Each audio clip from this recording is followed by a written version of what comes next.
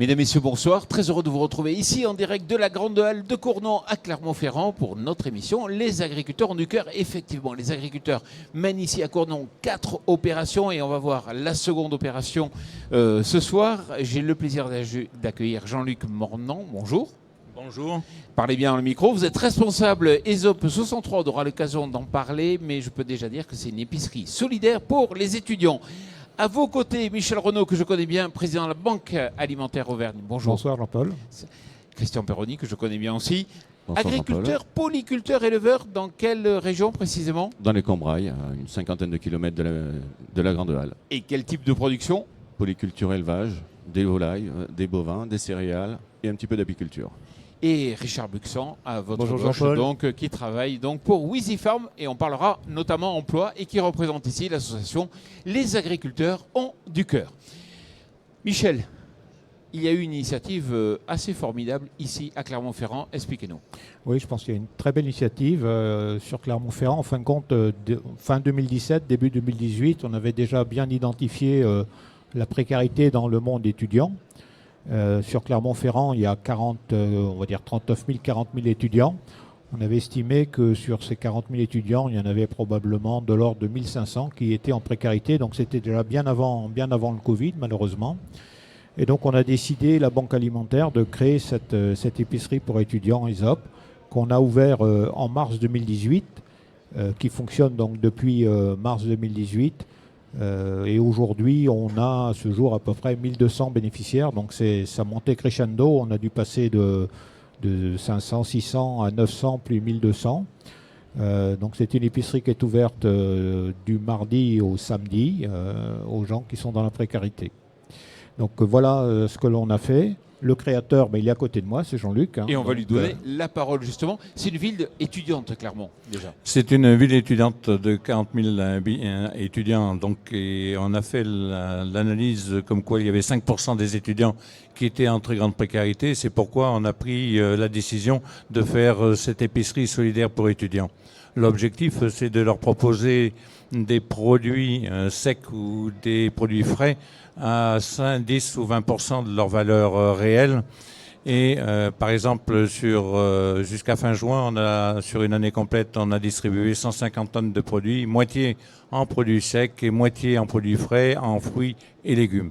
Ce qui est étonnant, c'est que les étudiants prennent beaucoup de fruits et légumes et c'est le point d'insister sur le fait que nous manquons beaucoup de légumes et de produits frais. Voilà. Bon. Et on aura l'occasion d'en parler. Les étudiants qui viennent vous voir, donc ça a été encore plus fort pendant le Covid ou c'était vrai déjà avant de façon significative? Avant le Covid, on était à 768 inscrits et à la première semaine de Covid, on a eu 250 étudiants qui sont venus, qui avaient perdu leur job qui leur permettait d'équilibrer leur budget.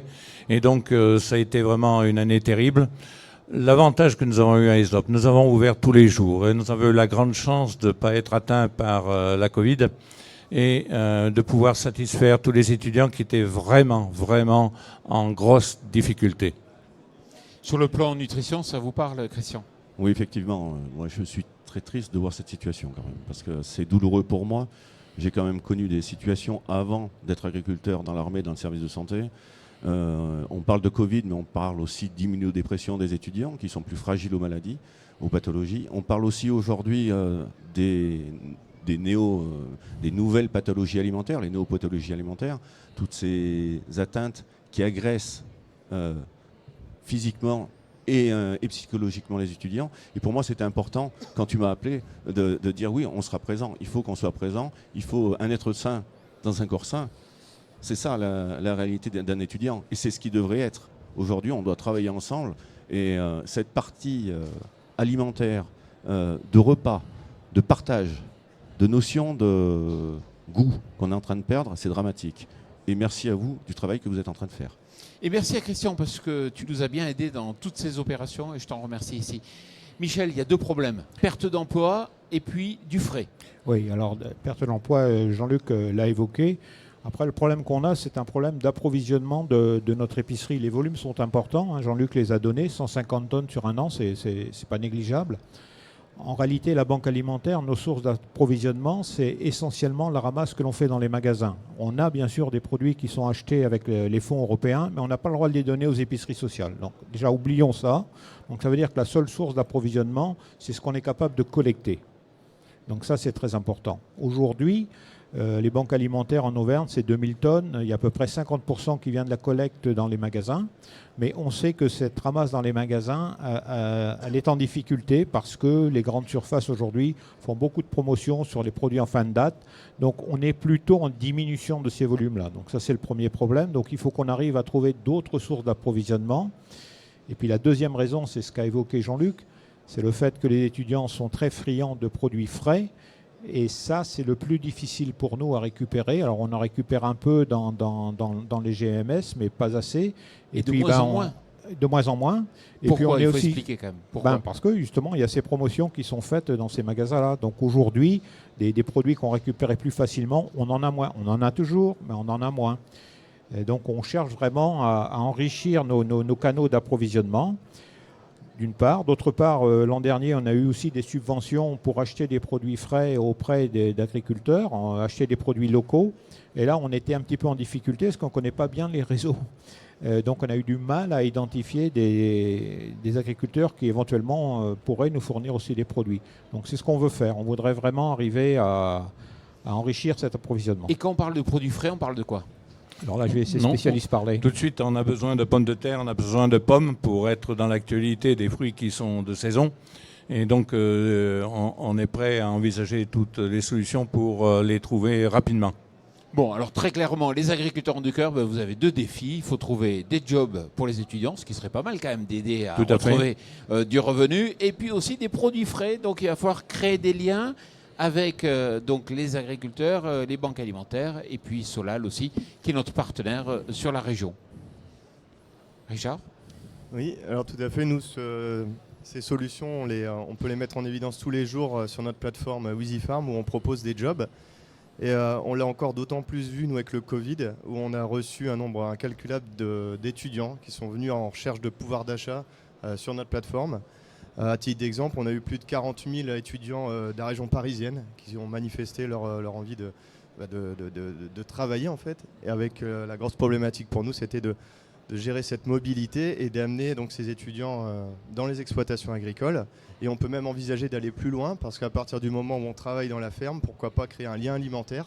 C'est-à-dire je vais bosser, mais je peux aussi collecter une partie de produits frais que après je peux ramener auprès de mes copains, collègues étudiants. Donc c'est grâce au numérique qu'on veut essayer de recréer ce lien pour mettre en évidence les ressources. Donc on parlait de produits alimentaires, mais nous on fait aussi donc, au niveau des jobs et d'interconnecter les étudiants avec les agriculteurs. Donc pour le premier défi, justement, avoir des propositions d'emploi dans l'agriculture, ça pourrait se faire là au travers d'épiceries. Oui, comment le mettre en avant? Au niveau de notre site, on a de toute possibilité d'être un écho des propositions qui sont faites à ce niveau-là. Donc il n'y a aucun problème et c'est un point très important qu'on peut proposer à nos étudiants bénéficiaires. Possible, donc Richard, pas de souci. On met en relation. Allez, ouais. on se charge de revoir dans un an. Vendu. Le principe vendu. Le principe, c'est de se revoir au sommet de l'élevage l'année prochaine. Et puis aussi, il y a peut-être Christian, puisque c'est grâce à toi qu'on a ouvert pas mal de portes ici. Est-ce que ce serait pas idiot de vous mettre en relation ensemble pour entrer en contact avec les acteurs agricoles? Oui, bien sûr, c'est clair qu'il faut mettre les gens en relation. Il faut que le pouvoir politique, que les collectivités locales s'investissent dans cette dimension de travail.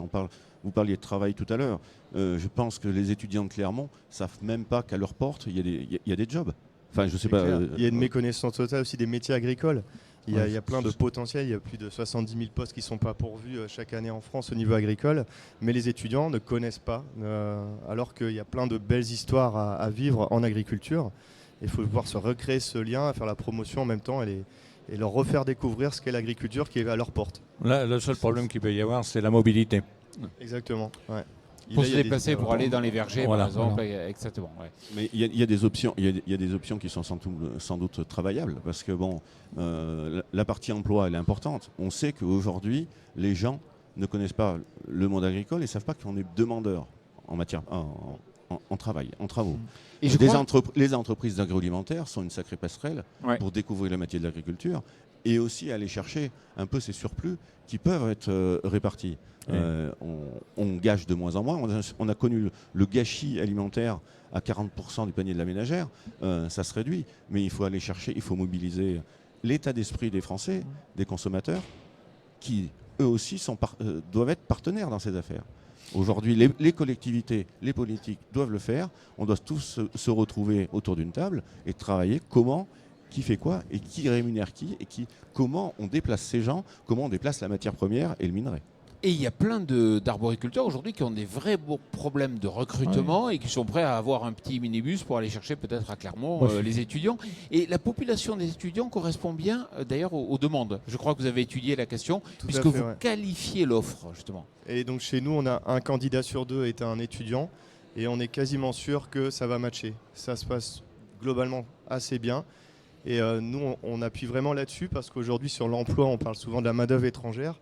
Chez WheezyFarm, on se dit que ce n'est pas une fatalité et qu'il faut juste faire rencontrer les bonnes personnes. Et les étudiants, ils sont souvent dynamiques, motivés. Et d'autant plus aujourd'hui où l'environnement et l'alimentation, c'est dans le top 3 des priorités des moins de 25 ans. Donc ils y trouvent encore un engagement supplémentaire autour de cette thématique. Je crois qu'on pourrait faire un deal gagnant-gagnant, c'est-à-dire si on arrivait à travailler ensemble, je pense que d'une part, on pourrait donner des revenus supplémentaires à des étudiants de chez nous qui en cherchent, hein, donc ce serait déjà positif pour les étudiants. Et puis ensuite, ça nous permettrait peut-être de matérialiser ces nouveaux canaux d'approvisionnement. Et puis, si on arrive à lier quelques liens avec des agriculteurs et des étudiants, peut-être qu'on arrivera à fidéliser un peu ces gens-là, quoi. Donc c'est gagnant-gagnant pour moi. Je pense qu'on n'a rien à perdre. Je pense qu'il ne faut pas oublier les industries agroalimentaires locales qui sont en recherche, qui aujourd'hui sont capables de donner. Ouais. Vous savez, les agriculteurs, comme je l'ai dit en introduction, ont été généreux toute leur vie par le travail qu'ils font sur leurs exploitations. On a des néo-agriculteurs aujourd'hui qui ont 1 hectare, 2 hectares, bientôt 3, bientôt 4 de pommes de terre et qui ont du mal quand ils voient arriver 40 tonnes ou 50 tonnes de patates pour les ramasser. Donc c'est la réalité des choses. Concrètement, on peut faire une porte ouverte très rapidement avec différents interlocuteurs pour présenter justement ces perspectives et être efficace rapidement. C'est vendu. L'émission Les Agriculteurs du Cœur vous a permis de vous rencontrer. On se retrouvera bien sûr dans un an pour faire le point, savoir si ça a marché ou pas, si ça a été porteur justement d'amélioration. En tout cas, félicitations Jean-Luc pour votre démarche et merci pour les étudiants. Merci aussi Michel, merci Richard et merci Christian et surtout merci à vous. Merci à tous. Merci à tous. À bientôt. Merci. À bientôt, au revoir. Merci.